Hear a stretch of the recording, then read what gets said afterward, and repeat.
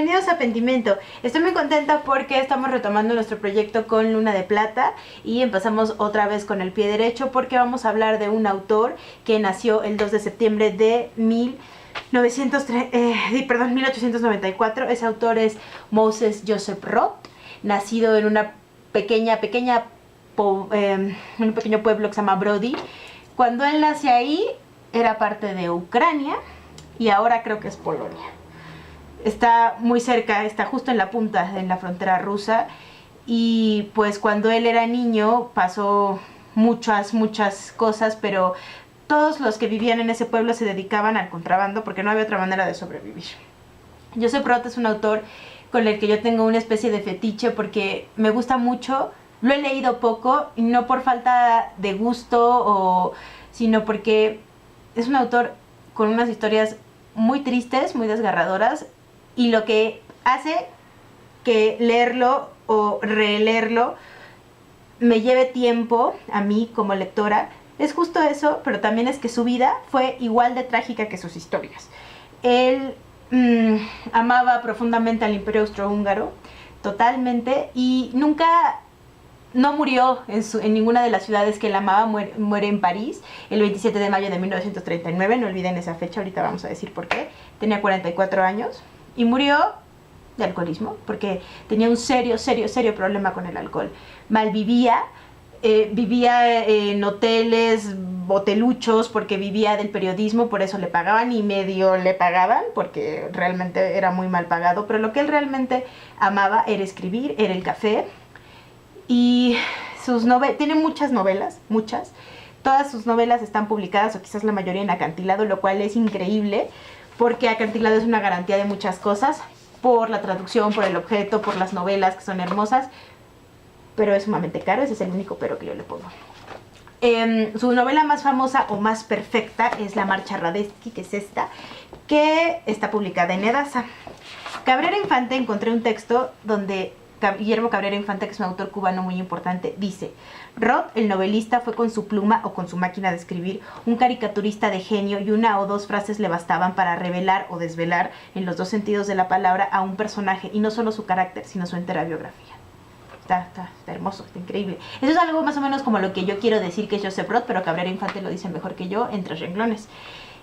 Leer a Joseph Roth no solo es importantísimo, es grandioso, es muy importante porque él nos muestra el fin de una época, la caída de un imperio, históricamente hablando. ¿Por qué? Porque nos habla del Imperio Austrohúngaro, de la Primera Guerra Mundial, del periodo entre guerras y parte de la Segunda Guerra Mundial. Él ya no vería el final de la Segunda Guerra Mundial, y qué bueno. Él era judío, pero curiosamente él era un judío de los países del este. Para los europeos, para lo que conocemos como Europa Central, los países del este son igual a nada. Entonces no es lo mismo ser un judío austriaco, un judío alemán, un judío francés, que ser un judío de los países del este. Cabrera Infante dice: la altanería de los judíos occidentales. Es cierto, pobre Joseph Roth. Nunca me duele tanto su vida, me entristece mucho siempre que pienso en él. Me gusta, me encanta, pero también siento ganas de abrazarlo porque en verdad tuvo una vida tan difícil, tan triste. Era gran amigo de Stefan Zweig, recuerden, el otro escritor también austriaco judío que se suicida en Brasil. Hay un libro en Acantilado que son sus cartas, que nunca he querido ver el precio pero ellos vieron el ocaso de un imperio y esa época tan terrible de tinieblas que vendría después, que nadie pensó que vendría algo peor que la Primera Guerra Mundial. El amor al Imperio Austrohúngaro que él muestra se ve en sus novelas. Yo solamente he leído El Peso Falso, que es esta, que es la historia de un supervisor en la frontera, en una ciudad de la frontera, y cómo él es un buen hombre y por eso todos le ven la cara y lo transan, aunque él aparenta que no se da cuenta, pero se da cuenta de lo que pasa. Se enamora de una gitana y su destino es igual de trágico o peor que el del propio autor. Y La Cripta de los Capuchinos, que no la tengo aquí porque se la presté a mi papá, que también es una gran novela, me gusta muchísimo. Tiene muchas novelas: La Leyenda del Santo Bebedor, El Leviatán, El Hotel Savoy, que probablemente es su novela más autobiográfica. Y bueno, hay 2 cosas que les quiero recomendar antes de seguir hablando de mi punto de vista de Joseph Roth. Una es que vean la otra aventura de Rafael Pérez Gay sobre la literatura austriaca. Yo amo a Rafael Pérez Gay, siempre se los he dicho, pero en este programa en particular habla de la literatura austriaca un poco de principios de fines del siglo XIX, del siglo XX, quienes son los autores más importantes. Habla de Joseph Roth y de la literatura actual, siglo XXI. No ahonda tanto en Joseph Roth, pero nos da un panorama muy general del fin de esa época, de esa sociedad austriaca que es, pues es primer mundo, son yo creo que 500,000 en todo el país. El país es del tamaño creo que de Aguascalientes, entonces para darnos una idea de cómo son. Y también Pérez Gay, Rafael, los lleva, y yo también los invito a que lo lean, El Imperio Perdido de José María Pérez Gay, que es un ensayo de amor a un... El Imperio Perdido es justamente el Imperio Austrohúngaro, y nos habla sobre 5 autores, que es Hermann Brock, Robert Musil, Karl Kraus, Joseph Roth y Elias Canetti. A través de esos autores vemos la caída, el fin de ese imperio, y vemos muchas otras cosas que solamente nos muestran la literatura, nada más. Ni siquiera algo como la filosofía o los ensayos, no, solamente es la literatura, que es maravilloso. Probablemente de estos el más conocido y más traducido en español sea Joseph Roth. También Hermann Brock, no recuerdo cuál es la editorial que lo publica. Robert Musil, yo les recomiendo mucho que lean un libro que se llama Las atribulaciones del estudiante Torles, de Robert Musil, Karl Kraus y Elias Canetti. El capítulo sobre Joseph Roth se titula Los restos del desastre. ¿Y sí?